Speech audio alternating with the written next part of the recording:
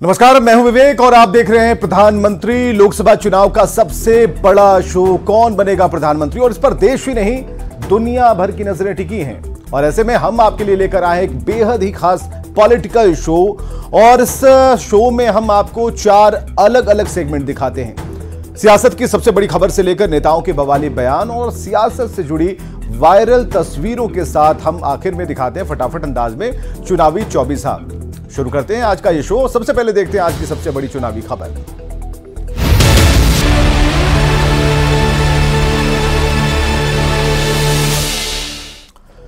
BJP के खिलाफ ताल ठोकने के लिए चुनावी मैदान में उतरे इंडिया अलायंस की शनिवार को 5वीं बैठक हुई, लेकिन यह मीटिंग वर्चुअल हुई।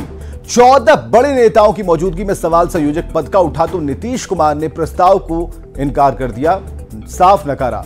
बैठक में मल्लिकार्जुन खड़गे को गठबंधन का अध्यक्ष बनाया गया। वैसे ममता बनर्जी, अखिलेश यादव, उद्धव ठाकरे मीटिंग से नहीं जुड़े। सियासी गलियारे में चर्चा तेज है कि आखिर संयोजक पद को नकार कर क्या नीतीश अपने लिए सारे विकल्प खुले रखना चाहते हैं, और आखिर सीट शेयरिंग को लेकर गठबंधन के नेताओं के बीच जो जारी खींचतान है, इसे लेकर सियासत गर्म है। इस रिपोर्ट के जरिए जानते हैं।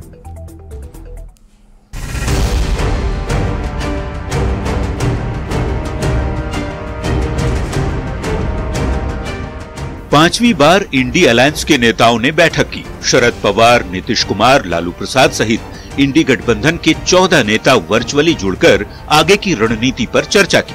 लेकिन जब बात संयोजक पद पर आई तो खबर ये निकल कर आई कि संयोजक पद के मिले प्रस्ताव को नीतीश कुमार ने खारिज कर दिया। नीतीश के साथ जेडीयू की तरफ से बैठक में ललन सिंह और मंत्री संजय झा शामिल थे। नीतीश के संयोजक पद ठुकराने की बात मीडिया को संजय झा ने ही बताई। की बात नहीं हुई है। माइक लगाइए दीजिए। इधर मंत्री जी और लेकिन मुख्यमंत्री जी का था कांग्रेस को ही चेयरमैन बनना चाहिए, और कोई बात नहीं। मुख्यमंत्री जी से कहते रहे इधर कोई समझ नहीं। आप लोग क्या लगता है बन जाएंगे नीतीश कुमार संयोजक? इनकार किया है क्या? वैसे सूत्रों के हवाले से खबर ये भी है कि नीतीश ने मीटिंग के दौरान इस बात पर जोर दिया कि गठबंधन में संयोजक पद की जरूरत है ही नहीं, अध्यक्ष पद ही गठबंधन के लिए प्रमुख होगा। वैसे संयोजक पद के लिए नीतीश कुमार ने लालू प्रसाद का नाम भी आगे कर दिया। खबर ये है कि बैठक में कांग्रेस अध्यक्ष मल्लिकार्जुन खड़गे इंडी अलायंस के अध्यक्ष बने। नीतीश कुमार ने संयोजक बनने के प्रस्ताव को ठुकरा दिया। करीब 2 घंटे तक चली INDIA की बैठक में एसपी अध्यक्ष अखिलेश यादव शामिल नहीं हुए, जबकि उनके साथ ही ममता बनर्जी और उद्धव ठाकरे भी बैठक में शामिल नहीं हुए।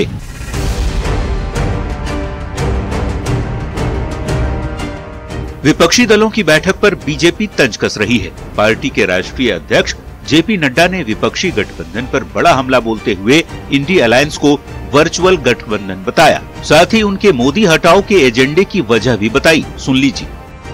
ये तो वर्चुअल अलायंस है, तो ये वर्चुअल मीटिंग करेगा, रस्म अदायगी करेगा, और क्या करेगा, और इससे ज्यादा ये क्या कर सकते हैं।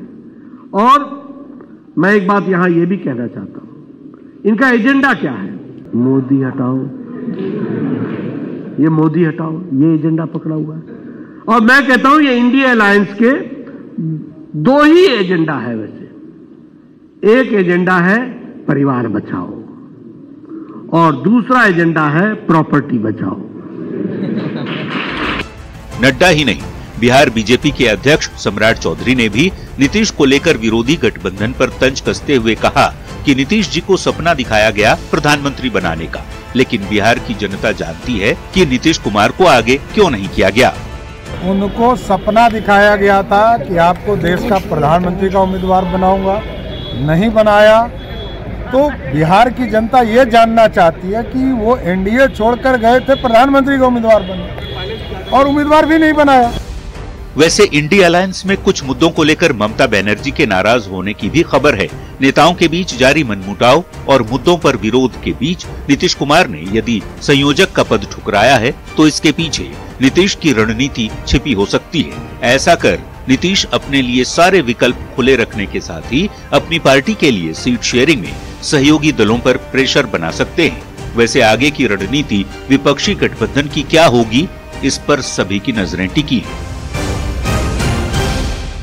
न्यूज 18 के लिए दिल्ली से अमितेश सिंह और पटना से आनंद अमृतराज के साथ ब्यूरो रिपोर्ट।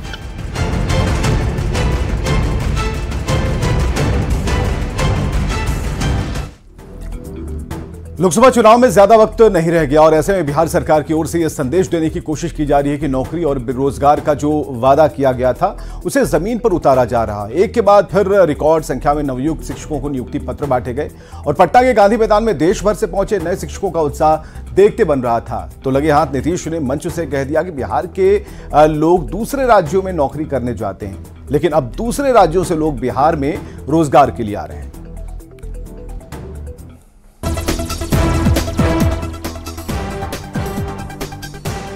आप निश्चय 2 में तो जो हम लोगों ने तय किया कि 10 लाख बहाली होगी, तो आप देख रहे हैं ना कि कितनी बड़ी संख्या में बहाली हो रही है। बिहार के मुख्यमंत्री नीतीश कुमार ने एक बार फिर रिकॉर्ड बनाया। सीएम ने पटना के ऐतिहासिक गांधी मैदान में बिहार लोक सेवा आयोग की दूसरे चरण की शिक्षक भर्ती परीक्षा में सफल हुए 26,000 से ज्यादा शिक्षकों को नियुक्ति पत्र सौंपा। 14 जिलों के सभी चयनित शिक्षक गांधी मैदान पहुंचे थे। गांधी मैदान में नियुक्ति पत्र वितरण समारोह का ड्रोन से फोटोग्राफी हुआ, वीडियोग्राफी भी कराई गई। सीएम ने खुले मंच से बताने की कोशिश की कि बिहार में नौकरी की बहार क्यों है और देश भर से बिहार आकर लोग नौकरी क्यों कर रहे हैं।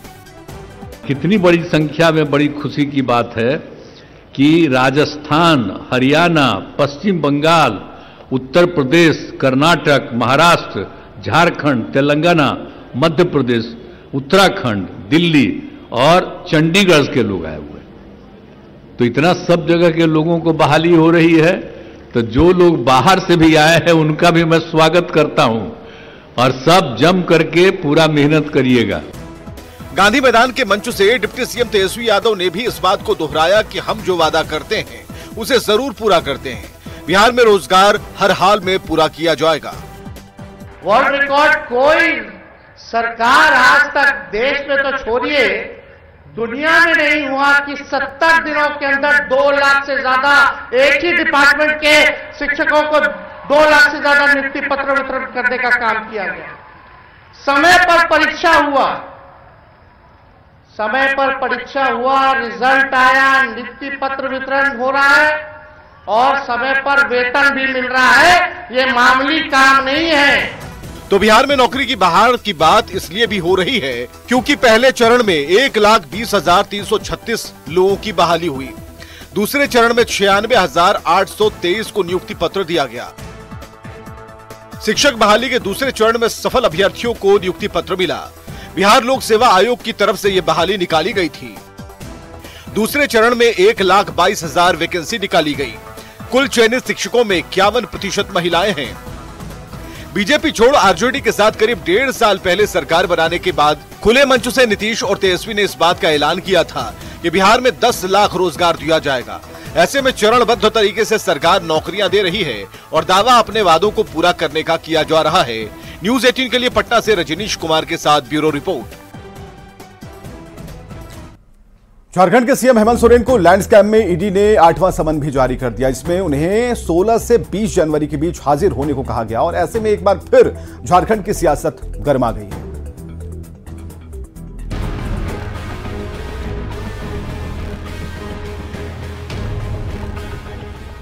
झारखंड के मुख्यमंत्री हेमंत सोरेन को 8वां समन भी जारी हो गया।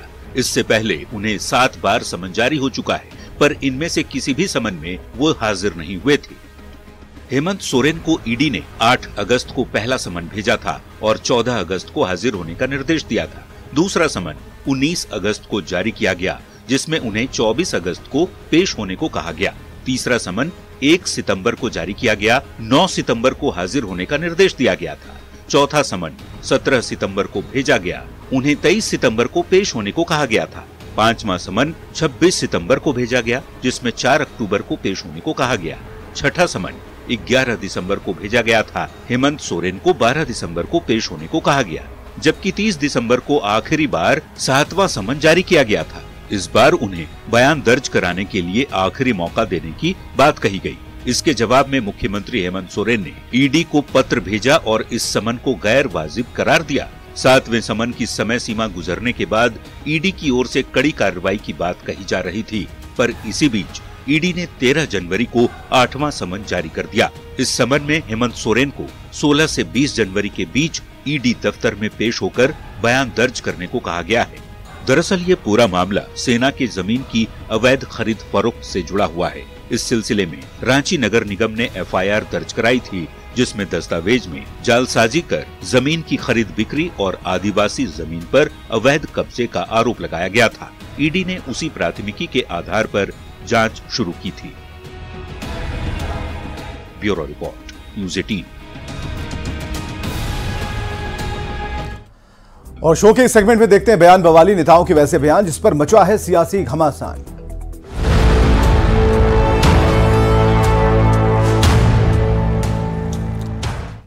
बीजेपी सांसद रविशंकर प्रसाद ने नीतीश कुमार के संयोजक का पद ठुकराने पर तंज कसा। रविशंकर प्रसाद ने कहा कि जिस ऑफर में कोई सीरियसनेस था ही नहीं, उसको ठुकराने का मतलब क्या है? मुझे ये बताइए कि ऑफर सीरियस था क्या? मैं फिर पूछ रहा हूं, संयोजक का ऑफर सीरियस था क्या? कन्वीनर का अगर सीरियस था तो पहले क्यों नहीं दिया? अगर नॉन सीरियस था तो अभी क्यों दे रहे हैं? तो फिर मुझे एक वाक्य मुहावरा है ना, बड़े बेआबरू होकर तेरे कूचे से हम निकले। ये जो बेआबरू होकर कह रहे हैं, तो ये कूचा क्या बीजेपी की तरफ जाएगा? बीजेपी के साथ मिलेगा? अब ये मैं कैसे कहूं, उनसे पूछिए। मैं तो आज मुस्कुरा रहा हूं कि जिस ऑफर में सीरियसनेस था ही नहीं, उस ऑफर को दिया क्यों? अयोध्या राम मंदिर को लेकर उद्धव ठाकरे ने कहा कि राम मंदिर का निर्माण मेरे पिता का भी सपना था। ये खुशी का क्षण है कि आज मंदिर का निर्माण हो रहा है। हम 22 जनवरी को गोदावरी नदी के तट पर आरती करेंगे। शास्त्र में मैं नहीं जाना चाहता, राम मंदिर होना चाहिए। मेरे पिताजी की भी इच्छा थी, हमारी सबकी है, आपकी भी है, और राम मंदिर का निर्माण होने जा रहा है।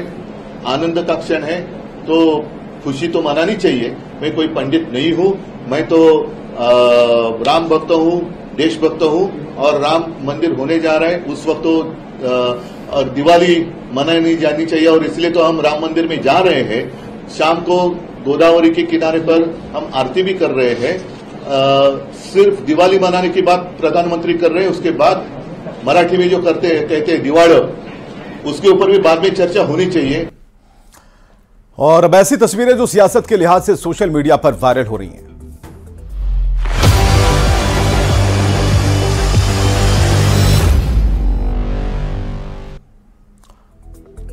ओडिशा दौरे पर गए केंद्रीय मंत्री अश्विनी चौबे ने रेमुना में खिरचोरा गोपीनाथ मंदिर में पूजा अर्चना की है और ये तस्वीरें सोशल मीडिया पर वायरल हैं। और अश्विनी वैष्णव की ये तस्वीरें आप देख पा रहे हैं, जहां पर रेमुना में उन्होंने पूजा की है खिरचोरा गोपीनाथ मंदिर में, और ये तस्वीरें सोशल मीडिया पर वायरल हैं।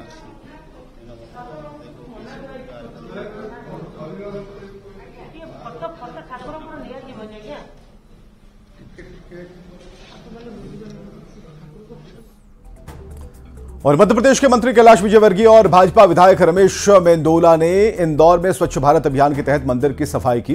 हाथों में झाड़ू लिए मंत्री जी की तस्वीरें सोशल मीडिया पर वायरल हो रही हैं और मंदिर में मंत्री जी ने झाड़ू थाम लिया और सफाई में जुट गए। तो कैलाश विजयवर्गीय ने साफ सफाई की है, ये तस्वीरें आप देख पा रहे हैं। मंदिर में मंत्री जी पहुंचे और उन्होंने सफाई की है और ये तस्वीरें वायरल हो रही हैं। और केंद्रीय मंत्री धर्मेंद्र प्रधान ने ओडिशा के अंगुल स्थित जगन्नाथ मंदिर में स्वच्छता अभियान में हिस्सा लिया। प्रधानमंत्री ने सभी से देश भर के मंदिरों में स्वच्छता गतिविधियों को चलाने की अपील की थी।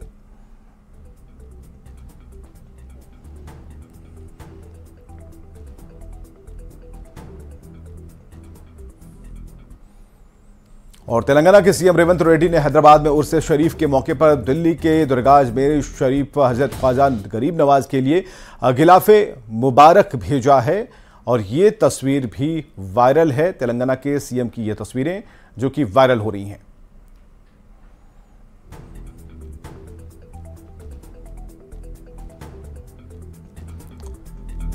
और अगली तस्वीर है तेलंगाना के राज्यपाल टी सुंदरराजन की, जिन्होंने हैदराबाद स्थित राजभवन में आयोजित भोगी पर्व के समारोह में हिस्सा लिया है और भोगी पर्व में हिस्सा लेते हुए ये तस्वीरें उनकी वायरल हो रही हैं। राजभवन में आयोजित था ये कार्यक्रम और गवर्नर ने इस कार्यक्रम में हिस्सा लिया।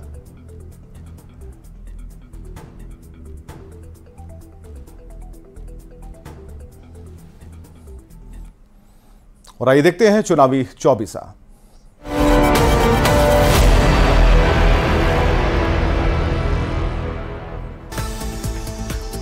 सीएम नीतीश कुमार नहीं बनेंगे संयोजक, कांग्रेस के प्रस्ताव को ठुकराया। सूत्रों के हवाले से बड़ी खबर, नीतीश कुमार ने कन्वीनर के लिए लालू प्रसाद के नाम का दिया प्रस्ताव। इंडी गठबंधन की वर्चुअल मीटिंग पर जेपी नड्डा का हमला, गठबंधन को बताया आभासी, बोले परिवार बचाओ संपत्ति बचाओ, इनके सिर्फ दो एजेंडे। बीजेपी अध्यक्ष जेपी नड्डा ने नमो नव मतदाता सम्मेलन को किया संबोधित। आज से नए मतदाता जोड़ने का अभियान चला रही बीजेपी, 25 जनवरी को पीएम के संबोधन के साथ होगा समापन। बिहार बीजेपी अध्यक्ष सम्राट चौधरी का नीतीश कुमार पर तंज, कहा चले थे प्रधानमंत्री बनने, सहयोगियों ने किनारा कर दिया। पटना के गांधी मैदान में दूसरे चरण में बहाल शिक्षकों ने सीएम नीतीश कुमार ने उन्हें नियुक्ति पत्र सौंपा। बिहार में बेहतर शिक्षा के लिए खूब मन लगाकर पढ़ाने का दिलाया संकल्प। सीएम नीतीश कुमार के हाथों 35 शिक्षकों को मिला नियुक्ति पत्र। केबीसी विजेता सुशील कुमार को भी मुख्यमंत्री ने दिया नियुक्ति पत्र। नियुक्ति पत्र वितरण समारोह में सीएम नीतीश कुमार का बड़ा बयान, कहा 51% महिलाओं के शिक्षकों में हुई बहाली। नियुक्ति पत्र वितरण समारोह में डिप्टी सीएम तेजस्वी यादव का बड़ा बयान, कहा बिहार सरकार ने बनाया वर्ल्ड रिकॉर्ड।